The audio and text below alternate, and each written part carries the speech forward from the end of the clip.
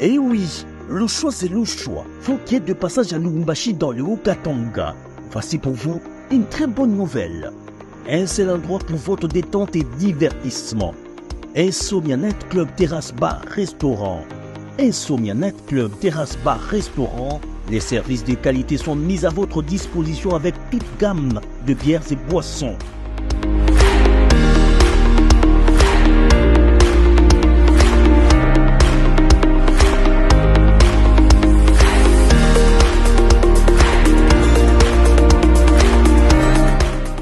Pour votre restauration, Insomnia Night Club Terrasse Bar Restaurant vous emballe avec tous les secrets culinaires. Au passage, la cuisine congolaise. Vous y trouverez aussi l'espace Lunch Bar.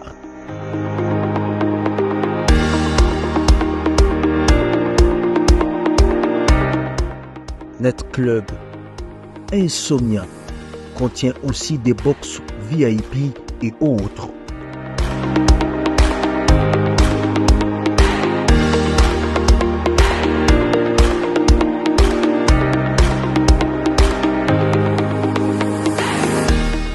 Pour la meilleure détente musicale, les DJ professionnels sont à votre service pour vous régaler.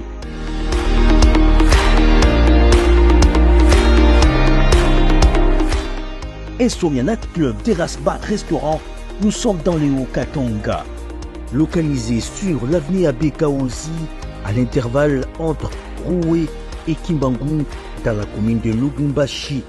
Insomnia Night Club, passage obligé. Insomnia Night Club, nulle part ailleurs. Nous sommes en République démocratique du Congo. Ce pays qui est considéré par plusieurs personnes comme étant un pays béni, un don béni de Dieu. Ah, c'est comme ça que tout le monde appelle la République démocratique du Congo. Parce que ce pays, ou dans ce pays, en tout cas, il y a autant de hommes de Dieu, et il y a également autant de chrétiens, de gens qui croient en Christ, et il y a plusieurs croyants, de gens qui croient également en Dieu Tout-Puissant, le Créateur de l'univers et la terre.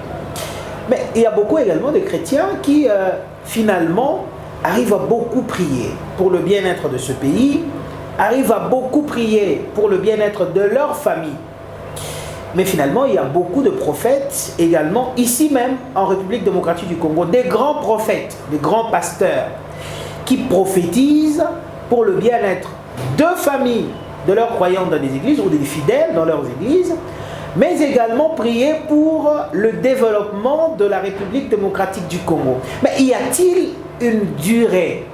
Est-ce qu'il y a un temps pour pouvoir observer, bien entendu, ce qu'on dit, la prophétie de la part du Seigneur?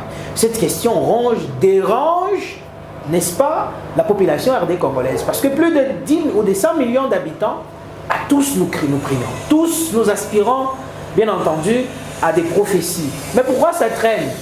Est-ce qu'il faudra être patient? Y a-t-il une durée, un temps précis, selon la parole de Dieu, que les fidèles doivent être patients? Et quel comportement doit-il prendre le fidèle? Ou doit-elle prendre lorsqu'il est prophétisé ou elle est prophétisée? Faudra-t-il prendre combien de temps exactement pour attendre la prophétie pour arriver? Il y en a autant qui ont prophétisé pour la RDC, ça fait plusieurs années. Est-ce qu'on doit être dans la logique de Jésus revient bientôt? Allez, vous posez également cette question. Vous devez avoir des réponses au travers de cette émission de Paroles et des Actes, qui reçoit aujourd'hui le révérend pasteur Teddy, un homme de Dieu. Allez, vous allez le voir d'ailleurs, lorsque nous avions annoncé cette émission, vous avez posé des questions. Et aujourd'hui, nous allons entrer en profondeur et nous allons parler de lui, parce que depuis un certain moment, il fait parler de lui sur les réseaux sociaux après l'une de ses prédications. Allez, on sera à cœur ouvert, comme d'habitude.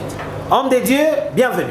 Merci beaucoup, monsieur Idriss. Vous allez très bien? Très, très, très bien. Est-ce que vous aussi, les hommes de Dieu, pendant ce moment, cette transaction politique, est-ce que vous vous sentez frustré avec ce qui se passe dans le pays, ou vous dites, en tout cas, aujourd'hui ou pas aujourd'hui, on finira toujours par trouver des résolutions? En fait, ce qui est vrai, nous croyons au Seigneur que tout finira par changer un jour. Nous croyons. Mais ça vous met quand même mal à l'aise de se dire, mais je suis dans un pays où je prie le Seigneur, je dois quand même être calme, ce sont des naufrages chaque jour à l'est du pays. C'est justement la guerre à l'est du pays qui se termine pas. Est-ce que c'est une punition de la part du Seigneur? Est-ce que c'est la colère que Dieu envers la République démocratique du Congo? Pourtant, la RDC est appelée comme étant une nation bénie, un don de Dieu. Effectivement, c'est une nation bénite, mais le problème qui est là, c'est que l'ennemi veut toujours contrecarrer le plan de Dieu. C'est ainsi que toutes les personnes qui ont des promesses, même le peuple d'Israël, connaissaient beaucoup de combats avec l'adversité, avec l'ennemi. Vous voyez un peu des guerres même en Israël. Cela prouve réellement que notre pays est vraiment béni. Et nous croyons au Seigneur que ça finira par se terminer. Nous sommes à genoux, nous sommes en train de prier pour nos frères qui sont à l'est de la République. Ça finira là, c'est dans Jésus revient bientôt ou il y a une durée? Il y a une durée bien déterminée. Je crois que... On va parler de cette durée. Prenez place, on va commencer cette émission. Merci. Alors que je venais de vous dire que lorsque nous avions annoncé cette émission, on en a eu beaucoup de questions. Oui. Allez, les téléspectateurs voudraient bien connaître. Il dit, mais ce pasteur qui nous fait parler depuis un certain moment sur les réseaux, mais il vient d'où? Parlez-nous un peu de vous pour commencer, parce qu'on a plusieurs questions à vous poser ce soir ou cet avant-midi, tout dépendant de tout. Nous sommes suivis à travers le monde, ça je vous signale. Mais il vient d'où cet homme de Dieu? D'où est-ce qu'il a commencé, n'est-ce pas, son ministère? À quand est-ce qu'il a eu l'appel de Dieu? Ou c'est aussi un héritier? Effectivement. En tout cas, merci beaucoup pour la question, M. Idriss. En fait, moi, je viens de l'église Cité des Adorateurs, oui. Quartier Golf Malela. Oui. Mon père spirituel, à Lubumbashi, effectivement. Ouais. Mon père spirituel, c'est Sage Swedi, l'évêque Sage Swedi, qui dirige la communauté des Cités des Adorateurs. Il est vivant, il est là, c'est lui qui m'a encadré. Après des années, un jour il a observé, il a dit vraiment tu es appelé aussi au ministère. C'est comme ça qu'il a prié pour moi, il m'a libéré en 2011. Après 2011, j'avais hésité un peu, il y avait beaucoup d'hésitations. 2015, à partir de 2014-2015, nous avons commencé avec un groupe de prière avec les étudiants à la faculté de droit à l'université. Ah là, vous êtes juriste? Oui, oui, je suis juriste. C'est là que nous avons commencé avec un ministère, c'était les élus de l'Éternel. Oui. Et ils m'encadraient petit à petit jusqu'en 2018 où nous avons maintenant commencé l'église, mission évangélique internationale, les élus de l'Éternel. Et c'est moi qui est le porteur de la vision. J'ai été consacré comme pasteur missionnaire. C'est ainsi que je suis aussi au Golf Malela sur l'avenue Lac Kivu numéro 28. Et comment vous le faites justement, parce qu'on devait quand même savoir, est-ce qu'il y a-t-il une différence entre pasteur tout court et un pasteur missionnaire? Et dans votre communauté, vous parlez de l'international. Y a-t-il de local et des internationaux également? Ou des locaux aussi, il faut dire, parce qu'il y en a plusieurs. Effectivement, il y en a ceux dont Dieu a appelé, qui ont un ministère particulier pour diriger une congrégation des brebis, comme pasteur seulement au Congo. Oui. Et à ceux qui ont un appel missionnaire. Oui. Donc comme, je dirais comme des évangélistes, ils vont partout gagner les âmes pour le royaume de notre Seigneur Jésus-Christ. Donc c'est parti. Oui, oui. Tout jeune. Effectivement. Vous n'avez pas de difficultés aussi comme certains pasteurs au Congo, en étant jeune, avoir une communauté qui aspire à être internationale, avoir une grande vision qui va aller à travers le monde? Vous n'avez pas de sorte de jalousie dans votre entourage, famille, membres, connaissances? Effectivement, nous avons des difficultés. Il est écrit, ceux qui voudraient vivre une vie pieuse en Christ seront persécutés. Il y a la persécution, il y a le rejet, il y a la trahison. Il y a beaucoup de choses et ces choses nous permettent de grandir spirituellement et de comprendre c'est quoi la mission. Ce n'est pas facile, mais par amour pour le Seigneur, nous le faisons. Dans les 5 ministères, je crois qu'il y en a 5, au moins que... Effectivement. Vous avez les pasteurs, vous avez les docteurs, vous avez les prophètes, vous avez des évangélistes. Les apôtres, oui. Mais bon, tous ces gens-là forment ce qu'on appelle le corps du Christ. Effectivement. Est-ce que vous avez aussi un autre don au-delà d'être pasteur? Au-delà d'être pasteur, non, non. Bon, j'ai pas d'autres dons. Hein. À part encadrer. Ah, effectivement, en fait... Accompagner le brebis du Seigneur, être dans les cercles. Effectivement, bon, avant que je ne sois pasteur, j'étais président de la chorale. Je chantais, je dirigeais une chorale. Donc au-delà d'être pasteur, au-delà d'être enseignant, Dieu nous a fait aussi une petite grâce. Nous avons fait la théologie, nous avons fini en théologie évangélique. C'est comme ça que nous sommes en train d'évoluer. Alors, parlons-en. Parce que je vous ai dit qu'aujourd'hui, Pasteur Teddy, vous avez beaucoup de questions ici.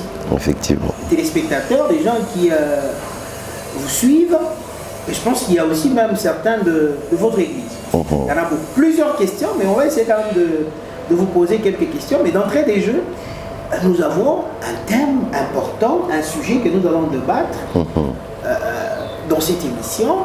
C'est cette fameuse question de la prophétie. Parce qu'aujourd'hui, ce qui tue beaucoup plus, la République démocratique du Congo, sur le plan spirituel, c'est la prophétie. Ce qui tue actuellement différentes vies conjugales, la prophétie. On dit qu'il y a beaucoup de chégués dans des avenues, ici même à Lubumbashi, à travers la République, la prophétie. Mais la prophétie n'est pas toujours en mal, mais il y a aussi de belles prophéties. Mais on dirait que les fidèles sont toujours impatients lorsque une prophétie qui tarde, même si on dit que, écoutez, même si la prophétie tarde, il faudrait toujours l'attendre, elle finira toujours par s'accomplir. Effectivement. Mais vu la nouvelle génération, on a comme l'impression que les gens sont en train de mourir vite. On n'a pas assez de temps d'attendre cette prophétie. Mais parlez-nous un peu d'une manière générale, pasteur, vous aurez votre temps de nous expliquer, c'est quoi la prophétie? Quand est-ce que la prophétie arrive? Et quand elle arrive, parce que c'est un message de la part du Seigneur, on dit qu'un prophète c'est l'œil de Dieu.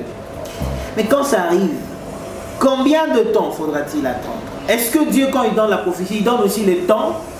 Lorsque vous communiquez à vos fidèles, quel comportement peut prendre un fidèle et quel comportement va prendre son berger face à son brebis pour que la prophétie n'arrive? Vous avez votre temps. En tout cas, merci beaucoup, M. Idriss, pour cette merveilleuse question. Il est écrit dans Habakkuk chapitre 2, le verset 3, « Car c'est une prophétie dont le temps est déjà fixé, elle marche vers son terme, et si elle tarde, attends-la. » Alléluia. Car elle s'accomplira certainement. La parole de Dieu ne nous parle pas du temps. Il nous dit tout simplement, si elle tarde, tu dois l'attendre. Je prends l'exemple de Joseph. Le temps où Joseph a eu sa vision, où il a vu le soleil, la lune et les étoiles se prosterner devant lui, et le temps d'accomplissement, ça a pris à peu près 13 ans. À 14 ans d'Égypte, c'est là que la prophétie s'est accomplie. Fort malheureusement, dans cette génération, surtout cette génération de jeunes, il y a beaucoup de gens qui sont impatients. Et tout ce que j'ai dit, la plus grande qualité pour attendre ou voir l'accomplissement de la prophétie, c'est la patience. Et quelle attitude devrais-je avoir? La patience, parce que la patience est le fruit de l'esprit. Galates chapitre 5, la patience. La deuxième des choses, il faut avoir la foi. Croire que tout ce que Dieu a dit finira toujours par s'accomplir. Et troisièmement, rester en prière. Il y a beaucoup de gens qui disent la prophétie a tardé. Certaines personnes restent là, distraits, faisant n'importe quoi. Ils disent Dieu a menti. En fait, les prophètes n'ont pas menti, le Seigneur n'a pas menti. Il ne se répand pas de son appel et de ce don. Tout ce qu'il dit finit toujours par s'accomplir. La chose que le peuple de Dieu devrait faire, c'est rester en prière, prier, intercéder afin que cette prophétie s'accomplisse. Et la troisième des choses, ce n'est pas se plaindre. Mais pasteur, je vous laisse le temps de continuer. C'est-à-dire que quand Dieu vous donne la prophétie, ça veut dire qu'il a déjà accompli quelque chose. C'est cela. Là, il dit, écoute, je te bénis. Ça veut dire qu'il a déjà ouvert ses bras, ses portes de la bénédiction pour que la personne arrive. Mais comment est-ce que vous allez encore demander à un fidèle que Dieu l'a déjà béni et qui vous a donné le message de lui dire qu'il est déjà béni et lui rappeler de pouvoir insister sur la prière, sur une chose que Dieu lui a déjà accordée? Vous ne pensez pas que vous vous dérangez un tout petit peu? Ce Dieu-là qui vous a déjà béni. Non. Effectivement, c'est lui-même qui nous dit, si elle tarde, attends-la. Elle finira par s'accomplir. Mais l'attente n'est pas synonyme encore de rappeler, parce qu'il n'est pas énorme pour oublier.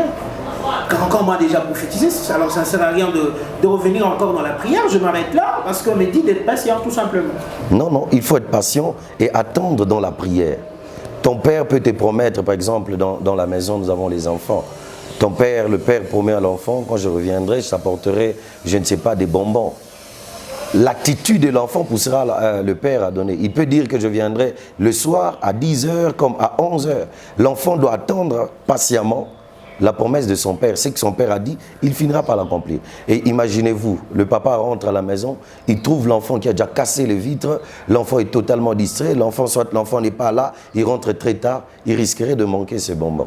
C'est ainsi qu'il y a une attitude en tant qu'enfant de Dieu, d'attendre. C'est quand nous avons dit la prière, il faut attendre patiemment, rester dans la prière parce que l'ennemi aussi existe. L'ennemi peut combattre les promesses de Dieu, l'ennemi peut s'élever pour contrecarrer le plan de Dieu. Voyez un peu. En faisant quoi? Mais Dieu, quand il dit, c'est un mot, on m'a dit quand il dit Amen. Ce qui est dit par rapport du Seigneur, il ne change pas. Mais c'est Dieu là qui a déjà dit. Et un petit diable ou le petit méchant peut intercaler le mot de Dieu. Effectivement. Il y a une histoire dans la Bible où on nous parle de Balak et Balaam. Oui. Balaam va dire à Balak, maudit le peuple de Dieu parce que Balaam était un faux prophète. Oui. Maudit le peuple de Dieu, il essaie de maudire et c'était impossible de maudire le peuple de Dieu. Pourquoi? Parce que c'était un peuple béni du Seigneur. Chaque fois qu'il voulait maudire, il se retrouvait en train de bénir le peuple de Dieu. Qu'est-ce qui s'est passé?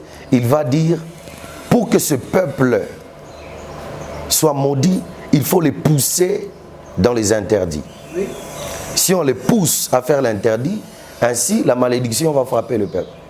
Il va dire, pousse-le à adorer des veaux, à faire n'importe quoi, à construire des idoles, c'est ainsi que ce peuple sera rejeté de Dieu. Donc l'ennemi peut créer des manœuvres pour que le peuple de Dieu n'entre pas dans sa bénédiction. Vous voyez un peu. C'était ça avec l'histoire biblique. Donc l'ennemi peut faire le tout pour contrecarrer le plan de Dieu. Mais dans l'attitude dont vous parlez, c'est-à-dire la personne, non seulement qui reste dans la prière, il doit y avoir un caractère nouveau. Pour que la prophétie puisse arriver. Effectivement. Quels seront les interdits, par exemple? Qu'est-ce que la personne qui attend sa prophétie, comment est-ce qu'il doit se comporter? Qu'est-ce qu'il doit faire? Qu'est-ce qu'il ne doit pas faire? Enfin, finalement, de faire arriver sa prophétie. Ce serait quoi les interdits et le valider? Effectivement. Les interdits, d'abord, ce qui empêche le Seigneur à agir, c'est le péché. Quand Dieu donne une prophétie, il dit voici telle chose va arriver, le peuple de Dieu doit se battre pour ne pas pécher. Rester dans la sanctification, demeurer dans la même voie, demeurer sur son poste, rester dans la prière, garder la foi, ne pas murmurer. La parole de Dieu déclare que ne murmurez pas comme vos ancêtres ont murmuré dans les déserts et il fut mordu par les serpents brûlants.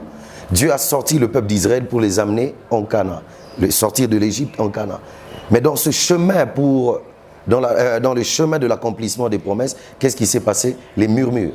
Moïse, pourquoi tu nous as fait sortir de l'Égypte? Tu ne vois pas que nous commençons à périr dans les déserts? Il fallait nous laisser même en Égypte. On allait même manger, nous donner quand même quelque chose. Les murmures ont empêché l'accomplissement des promesses de Dieu. Au lieu de faire 40 jours, ils ont fait 40 ans. Dieu regarde le cœur des gens qui doutent.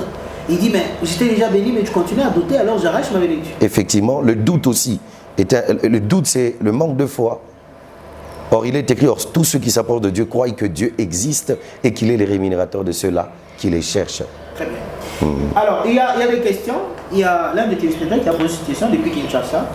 Il dit, mais pose la question au pasteur, t'es dit, mais puisque finalement on parle de la prophétie, mais on dit, mais pourquoi est-ce que le prophète, aujourd'hui, et même certains pasteurs qui ont la possibilité de voir et de recevoir le message de Jean, se focalisent généralement sur des prophéties qui parlent de bien? Est-ce comme qui dirait sous forme de faiblesse que vous avez déjà détectée dans vos fidèles? On dit, mais pour qu'ils se livrent à donner des dîmes, à donner des offrandes, il faudrait avoir même une prophétie qui le mettra en confiance. C'est l'un des téléspectateurs qui vous suit depuis la capitale. Effectivement, ça c'est Dieu. C'est le domaine de Dieu. Dieu lui-même voit son peuple. Dieu lui-même aime son peuple. Il est écrit, les projets que j'ai formés pour vous, c'est un projet de bonheur, de paix, de longévité. Donc le projet que l'Éternel Dieu a pour son peuple, c'est un projet de bonheur. Aucun parent ne souhaiterait les mauvaises choses sur son enfant. Aucun parent. Alors Dieu qui est amour, et son amour est infiniment varié, ne peut dire que des bonnes choses. Mais il n'y a pas que de bonnes choses. Des fois, Dieu aussi peut parler au travers les prophètes ou les hommes de Dieu en disant que à côté, vous appeler la personne, lui dire non, voici, il faut arranger ton chemin, il faut faire ça pour que Dieu te bénisse. On ne parlait plus de la parole de Dieu. L'évangile se focalise beaucoup plus sur le bien. Voyage, le bien matériel, le véhicule, tu auras ton passeport, tu auras ton visa. Comme si le visa était quelque chose de plus intéressant aux yeux de l'Éternel. Alors que les Blancs là-bas, ça leur donne facilement. Effectivement. Ces choses sont bien, mais Monsieur Idriss, il y a aussi un problème avec l'Église finitive. Oui. Il y a une grande différence entre l'Église primitive et l'Église finitive. Oui. Il y a un problème. C'est quoi le problème? L'Église primitive se focalisait sur l'éternité, la vie éternelle. Vous allez entendre les paroles comme l'apôtre Paul qui dit « Moi, je me bats pour remporter les prix célestes ». L'Église primitive se battait sur le royaume de Dieu et ils avaient une espérance céleste. C'était le devenir. Ils étaient capables de sacrifier leur vie pour le royaume des cieux. Ils étaient capables de tout donner pour le royaume des cieux. Mais fort malheureusement, avec l'Église finitive, avec ce mouvement prophétique qui est entré, surtout dans notre pays, les prophètes, excusez-moi, n'ont pas enseigné le peuple de Dieu.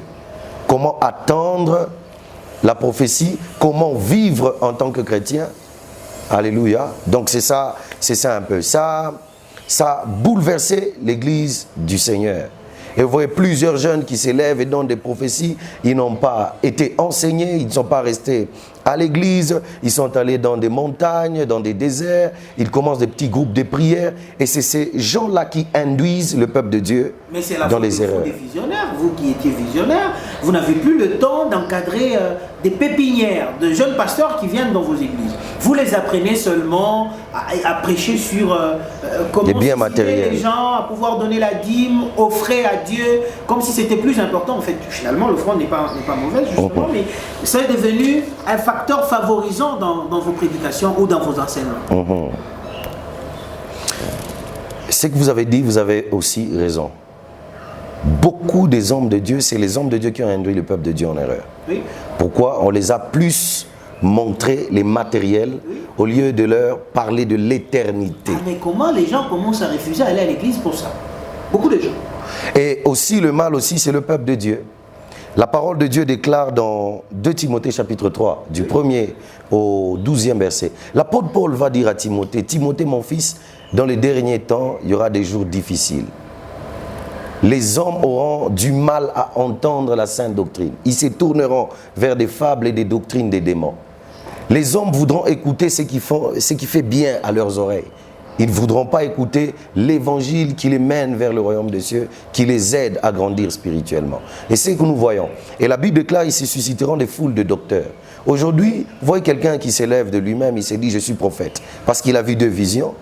Il parle bien, il s'est dit, je deviens pasteur, je deviens docteur. Il s'autoproclame docteur. Et c'est ça le comble de notre pays, c'est ça le comble avec l'église de mon pays. Celui-ci se lève là, il devient pasteur par lui-même. C'est ce que la Bible déclare. Ils se susciteront, ils deviendront eux-mêmes. Ils n'auront pas des pères spirituels. Et c'est grave, quand vous parlez aujourd'hui des pères spirituels, certains vont voir, ils vont dire c'est archaïque. Ils vont dire, j'ai pas de père spirituel, le père spirituel c'est seulement Dieu lui-même qui est mon père spirituel. Or, la méthode de Dieu pour bénir ou pour oindre quelqu'un, depuis des générations, Dieu passe toujours par les êtres humains pour introduire quelqu'un dans son ministère. Vous voyez un peu. Alors, tout ceci a suscité des faux prophètes, des faux docteurs, des faux pasteurs qui induisent le peuple de Dieu en erreur, qui divisent les familles. Ça fait tellement mal. Vous qui aspirez à aller au-delà de la RDC pour parler du Christ, ça ne vous dérange pas. Mais est-ce que vous savez que, Pasteur Petit, allez, on va entrer vraiment en profondeur de vous, en complicité avec l'un de vos réalisateurs, qui est d'ailleurs mon réalisateur, David Kabamba. Oui. Mais vous êtes traité d'un tribaliste, pasteur. Okay. Parce que finalement, vous, il y a des gens qui pensent que, bon voilà, il y a beaucoup de questions de vous ai dit. Hein. Okay. J'ai juste répété. Mais ce pasteur-là, parce que finalement il parle bien, il est orgueilleux dans son langage, mais il a un problème avec le Katangais. Alors que vous avez une église dans le Katanga, à Lubumbashi précisément, le Katangais vous accueille, vous écoute lorsque vous parlez de la part du Seigneur. Mais vous dites que ces Katangais-là n'auront pas le droit de voir Christ. Mais vous avez quel problème avec ce pasteur, ces Katangais pasteurs?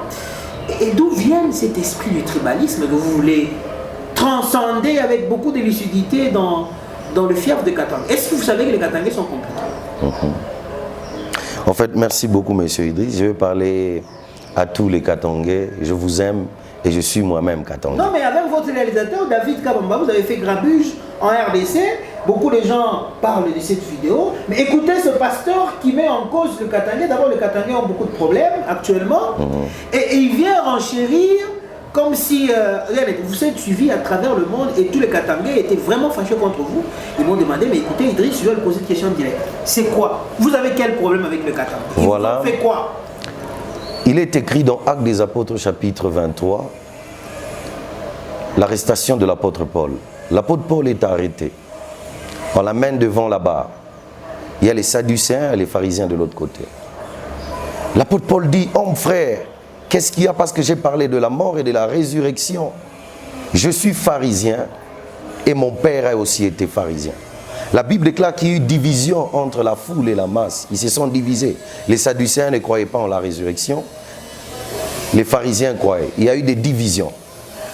Il y a eu des bagarres. Après un temps, on prend l'apôtre Paul, on dit, allez l'amener vers le gouverneur Félix. La personne, le soldat qui le prenait, il va dire, il est aussi juif. Je vais dire au Katangais, je suis Katangais, je suis né au Katanga, j'ai grandi au Katanga. Mais c'est une analyse des comportements. Parce que j'ai parlé même de la théologie, certains m'ont demandé la question, est-ce qu'à la théologie on vous apprend aussi, on parle des Katangais. En fait, on apprend sur les comportements des sociétés ou des personnes. Et les Katangais, dans leur comportement, n'iront pas au ciel. Non, non, ils iront au ciel. Non, non, j'ai pas dit ça. Que vous voyez les Katangais en enfer par leur comportement, mais ils sont courtois les Katangais généralement. Non, ils non, sont accueillants. Ils n'iront pas en enfer. Oui. Je suis Katangais, je parle comme j'ai dit avec l'apôtre Paul. Je suis Katangais, je suis né au Katanga, j'ai grandi au Katanga. Ah, donc ça vous allez dire ici, vous êtes inclus là-dedans, allez-y. Voilà, j'ai parlé en général. Oui. En étudiant le comportement, par exemple, parce que la prédication était la sensibilité spirituelle des chrétiens au Katanga. Très bien. J'ai comparé avec les Kinois, par exemple, ceux qui habitent à Kinshasa. Vous allez voir, ils sont trop sensibles à l'œuvre de Dieu et ils sont vigoureux, ils sont sensibles, ils aiment l'œuvre de Dieu, ils se battent pour l'œuvre de Dieu. Et ils sont unis, ils s'accompagnent, ils s'acceptent. Mais avec nous les Katangais, nous observons de loin, nous boudons des fois. Il a quel âge, il fait quoi dans la vie? Alors on a du mal à être réceptif de l'orgueil dans nos cœurs. Et c'est ainsi que le Seigneur m'avait dit, parle à ce peuple où toi tu habites. Parle à nous Katangais de changer. Et c'est ainsi que nous allons voir la manifestation de la gloire de Dieu dans les églises. Ah non mais pasteur, attendez, on va aller doucement, parce que ça, c'est une question qui ronge beaucoup de gens. On a même failli tabasser votre réalisateur. Ok. Au cours de route, il dit, mais écoutez, c'est David Kabamba qui a fait ça, et que finalement c'est le pasteur lui-même qui l'a envoyé de publier cette vidéo-là. C'est partie de cette prédication, c'est-à-dire l'orgueil de Katangais. Ah, vous les avez trouvés aussi qui sont méchants, c'est ça? Non, non, pas méchants. J'ai dit orgueilleux. Seulement. L'orgueil. Oui.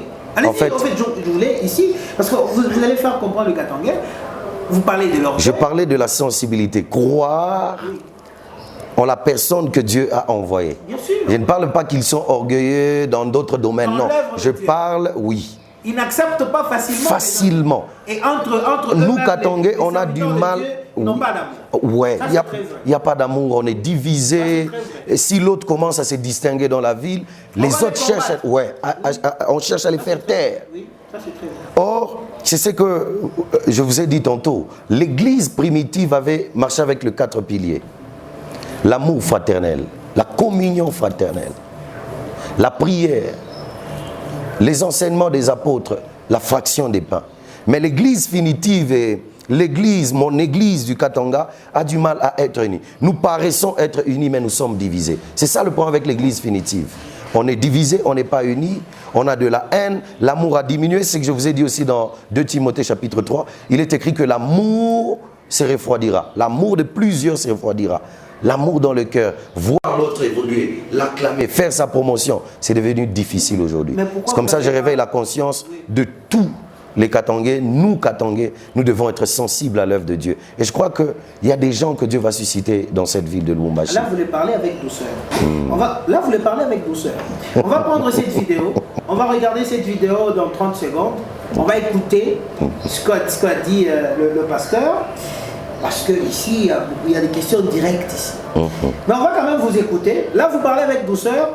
Je sens que vous êtes en train de vouloir calmer les cœurs des Katangais. Mais je vais quand même rebobiner la bande. On va prendre cette vidéo et on va se retrouver derrière pour peut-être quelques dernières questions. On va terminer avec cet entretien. Suivez.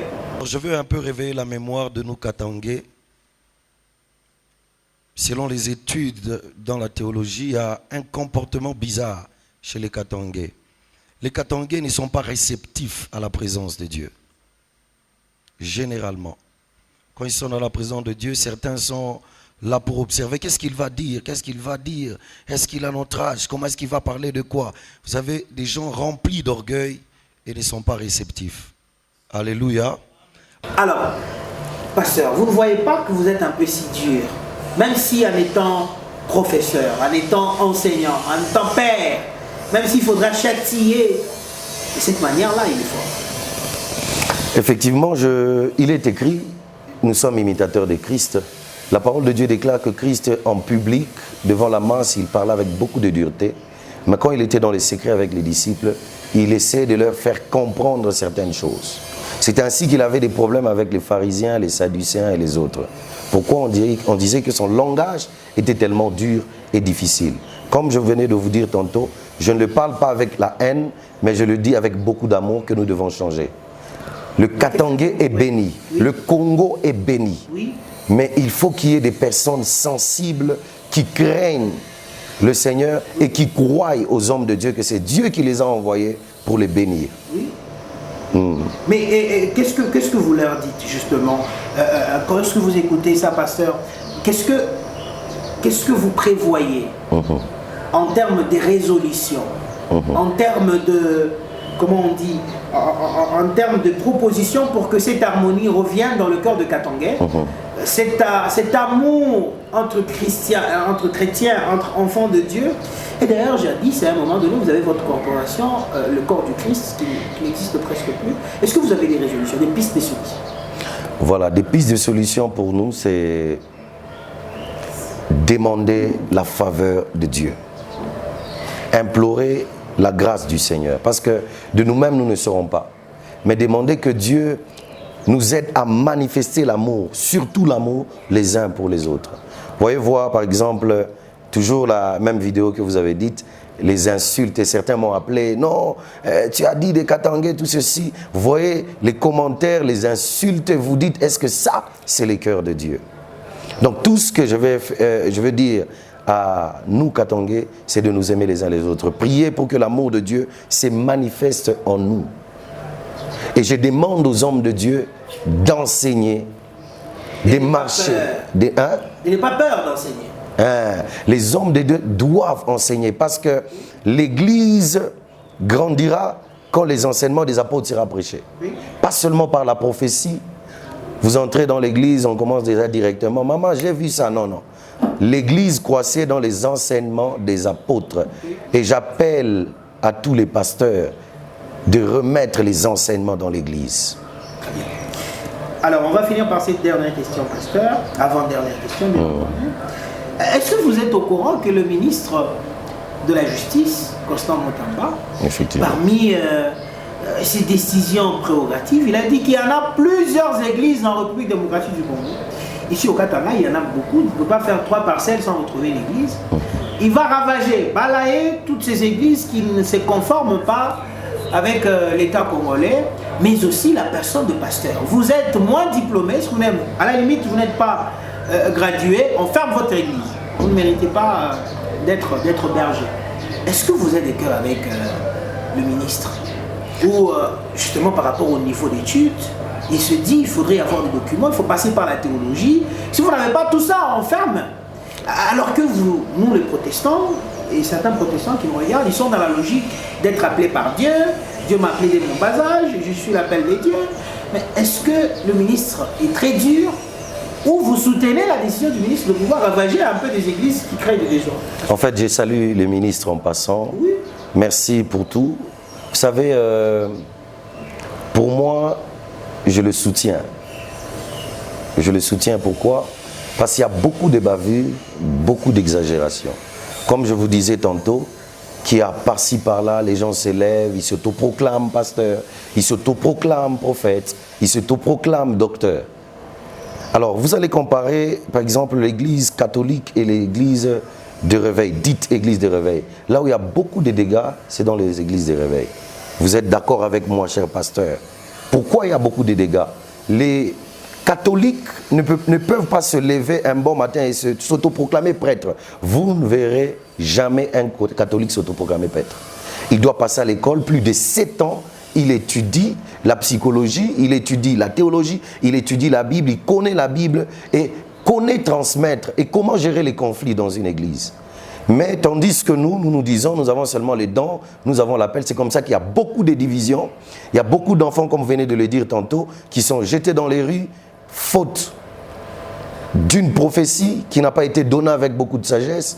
Pourquoi? Parce qu'ils n'ont pas été enseignés, ils ne sont pas passés à l'école. Pour moi, je dirais que c'est très, très important. Mais aussi,